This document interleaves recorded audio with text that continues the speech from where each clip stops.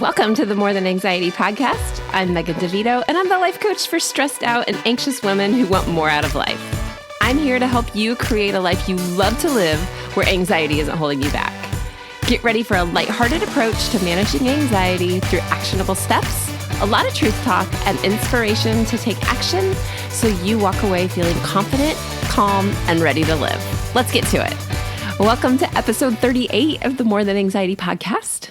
I'm Megan, and this episode is being recorded in May of 2023, in case you are listening in the future. And whether you're way past May or even past 2023, or you're listening like right as this episode goes live, welcome. I am always grateful that you're here to listen because I have so much fun creating and recording these episodes for you. Honest to God, I really kind of just smile and love it when I talk. So last week, I had someone ask me in a direct message about an episode that I could have created about the fear of being in crowds. And I realized that I had never done an episode on that topic. So here I am today. I'm going to talk about agoraphobia. I'm going to talk about what it is and what it might be like for you and how you can handle it. So let's just go ahead and get started. To be sure, I am not diagnosing you with agoraphobia or myself or anyone else. If you relate to the information in this podcast, it will be helpful to you. If it doesn't sound anything like you, okay, thanks for listening anyways. I'm really excited that you were here still. Agoraphobia, though, is a type of anxiety disorder where you fear being in situations where you are trapped and you can't get out or easily leave. And often this fear is a fear of panicking, but not always. A lot of times this fear is of being in a really big crowd, but not always. So I've talked with people who fear being in traffic and not being able to find a restroom, or they have a fear of being trapped in a large crowd or even in an airplane or in a place like a meeting and throwing up and not being able to leave. And of course, then a big event like a concert or a wedding, and then panicking and whatever situation would leave you feeling exposed, but also trapped at the same time.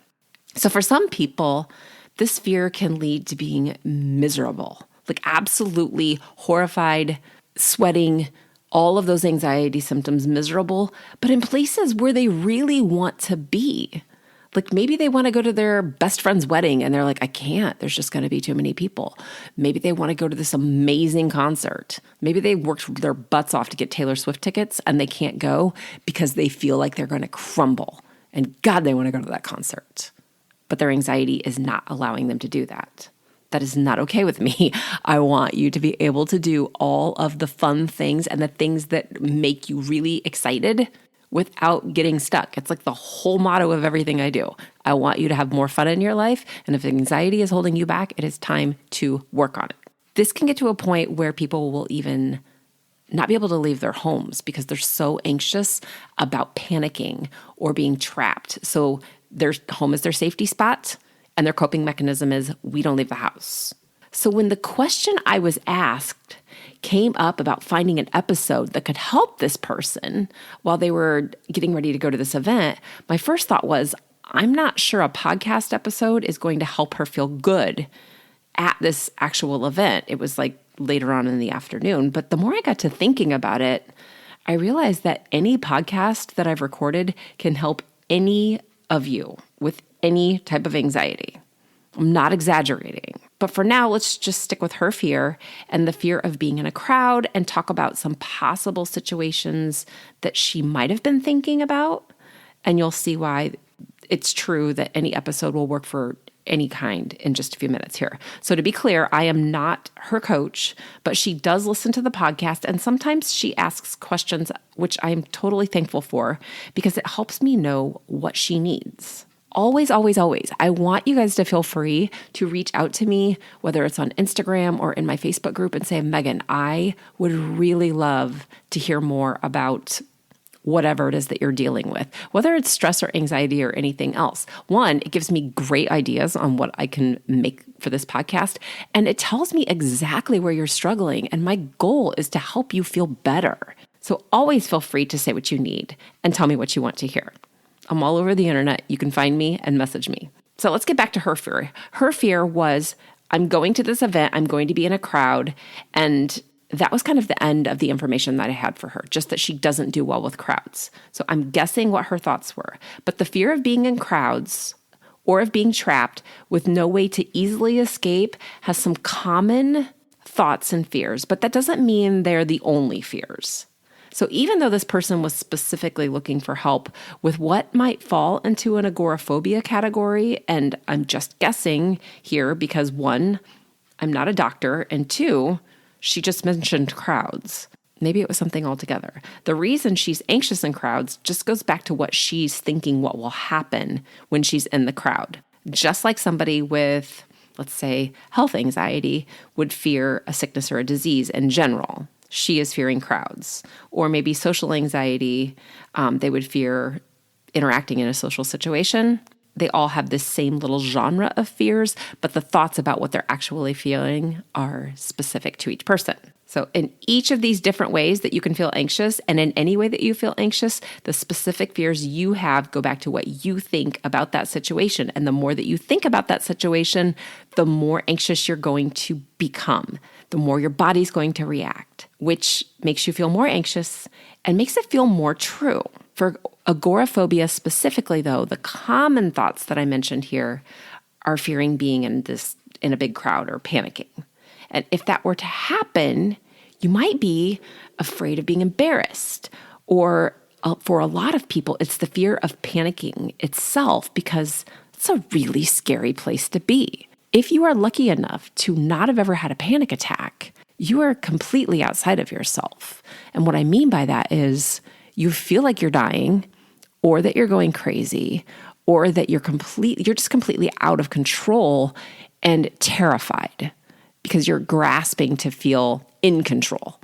But in that moment, it's really overwhelming. So if your thought is, I'm going to go into this concert or into this wedding reception, or I'm going to drive down the freeway and I'm going to panic, then to stay safe, you're not going to go into that crowd, okay?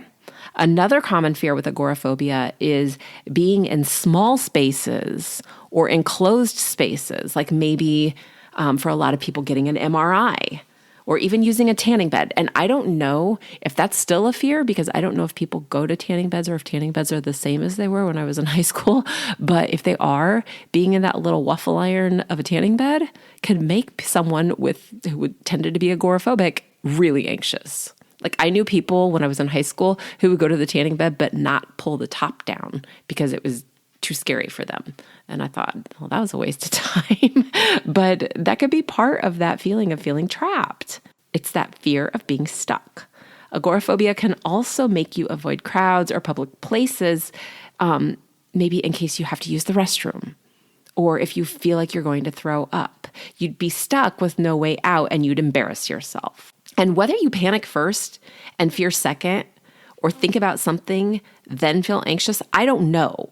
It's kind of like the chicken or the egg thing. There's a debate on whether the anxious thought comes from a situation that you're in or if it comes from how your body feels. And that, I think that's two different philosophies on how anxiety works in the body. There's so many amazing debates on anxiety right now. And I follow so many people on social media that have these different takes on how it works. But one thing we do know for sure is that anxiety is stored in your body and you will feel it. And that is a major, major, major player in how you start to recover. Anyways, I just kind of got off track there for a second. So whether you feel panic first and fear second or the other way around, in my opinion, I don't think it really matters. And you can take that for what it is.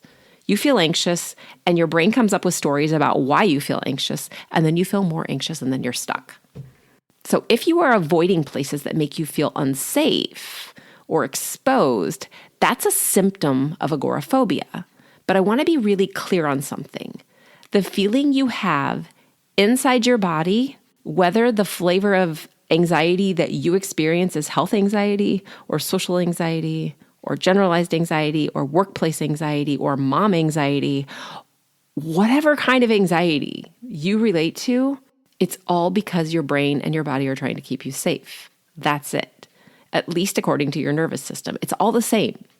You feel anxious, which might mean that you start to shake or your heart speeds up, or you get dizzy, or you can't think clearly, or you get really, really hot, or really, really cold, or you go back and forth between those two feelings, it doesn't matter. Any way you notice how you feel is the way it works for you. So when you feel those anxiety symptoms, your brain's going to start thinking, and it's going to try to figure out what's wrong, even though there's not actually anything wrong. For people who struggle with agoraphobia, the thoughts you have about how your body feels make you believe that you'll panic, or you'll pass out, or you'll be trapped, or you'll throw up, or you'll pee your pants, whatever that thought is. This part doesn't change in terms of what's going on. And it doesn't change with how I coach. So if I'm working with someone who's terrified of crowds because they're afraid they'll get sick or because they're afraid they'll have a panic attack, it's the same process I would use if I'm coaching a person who checks their pulse or who checks their oxygen levels or who Googles symptoms because they're afraid they're sick. And that same holds true for the person who lays in bed at night, who feels anxious and thinks that they upset someone at work today or that they will tomorrow, or that they're getting fired for no reason at all. The body feels anxious, the brain comes up with stories. Very rarely are those stories actually true. So whatever it is that's causing you to feel anxious, whether it's your hormones, which heaven help me, I'm a 47-year-old woman, hormones are a thing, and sometimes your body gets all the weird feelings. If you don't know what those feelings are, you can feel anxious. Maybe you're too stressed out. Maybe you've had a big, huge life event. Maybe something tragic happened. Maybe it's coming up for you, or that it happened even recently, and even a real, like an event that happened a long time ago that you barely remember. Your body remembers those events and it responds. And the way your body feels is the key. You have to know exactly how anxiety feels inside your body, and you have to know it intimately. So one of the first things we do when I coach someone is identify where in your body you feel anxious. How does it feel? What does it do? What are your symptoms? You learn exactly what is going on when your brain thinks something is dangerous, even though there might not be anything that's actually going on and you don't know where the feeling came from. So for agoraphobia, this would be, how do you feel when you think about going into a crowd? Let's just start there. Let's talk about how my body feels if I think I'm going to the Taylor Swift concert. Now, for some of you, that would be like freaking amazing. I can't even believe I scored tickets. Let's go right now. But if you want to go to that concert and your thought is, I can't go, I'm terrified. Okay, what does terrified feel like in your body when you think about that concert? Tell me where you feel it. Let's just really get like granular on, close your eyes and feel that feeling. How does it feel? What is it doing? Then we can start talking about, okay, well, tell me more about what that feeling is. What's it saying to you? Why should you stay home? We ask lots and lots of questions about that. When you know the feeling, then you get to choose how you react to the feeling. If you don't choose your reaction, you are going to fall into the thinking trap. And that is a quick trip to feeling so much worse super fast. So I will help you find a new response that helps you calm down so we can find out what you're actually afraid of. And I assure you, it is not peeing your pants or even panicking. Here's how I know. You've done both of those things before in your life. Well, you've definitely peed your pants because you were a toddler. And you're fine. Peeing your pants won't kill you. You might be embarrassed, but some people would pee their pants and think it was hysterically funny. So again, it goes back to what you think about it. And as far as panic, even though it is a horrific feeling, if you are listening to my voice right now, you're still alive, which means you've survived it, which means we know it's not dangerous. Guess what? Nobody has ever died from a panic attack. That might feel completely untrue, but I swear to you it's true. Nobody's ever died from a panic attack. You feel like you're going to die for sure. So let's find a new response. And that new response can be as simple as, I feel this, I'm going to choose to do whatever it is that feels best for you. The truth is hidden in how you feel, and it's wrapped up in lots of stories that you've told yourself for a very long time to keep you from feeling a whole bunch of negative emotions, everything from guilt to mourning and embarrassment and sadness and any negative emotion. You can absolutely learn how to feel safe when you're in a crowd or in an elevator or any other place that you go when you learn how to manage the anxiety in your body and to trust yourself. It's also important to remember that once you find what you're actually afraid of, The anxious thoughts and feelings lose their power over you because you can deal with the real problem instead of the scary stories that your brain creates. Those scary stories get bigger and bigger and bigger the more you think them. But the actual factual fear, or the thing that you truly fear, gets smaller when you start to look at it because you realize that you can handle absolutely anything that gets thrown in front of you. And we also know this is true because you've done it. You're still here. I'm also going to help you create a self-care routine, like sleeping and moving your body when you feel anxious and even when you feel good, and eating foods that make you also feel really good, and putting your phone down and whatever else you need. I've seen people do the exact things that they were terrified of doing, and I've done it myself, so I know it's possible for you too. The way that you can talk to me is to schedule a consultation call, and you can do that by going to my website, which is my name, megandevito.com/work with me, or you can go to the show notes and just click the link and it'll take you to my calendar. It's super simple to do. You click the link, you choose a time that works for you, and then you give me a call at that time. The call is a great way to learn more about what's keeping you feeling anxious so that you can start making the changes that will help you recover. The entire thing is all about how you feel, what's making you feel anxious, and what you want to be able to do instead of what you're stuck avoiding now. And you're going to have fun. I like to keep it light because being anxious is heavy enough without adding more heaviness to the top of it. We don't need any more of that. So I hope this episode was helpful for you if you're struggling with feeling scared of big crowds or with any other anxious thoughts. And as I mentioned earlier, you can find me on Instagram. I'm at Coach Megan Devito. You can leave me a comment or message me and tell me what you want to hear on the podcast or what you loved about an episode. And I just want to say thank you again for listening. So schedule your consultation call, and I will talk to you next week, if not sooner. Take care. I hope you enjoyed this episode of the More Than Anxiety podcast. Be sure to subscribe and leave a review so others can easily find this resource as well.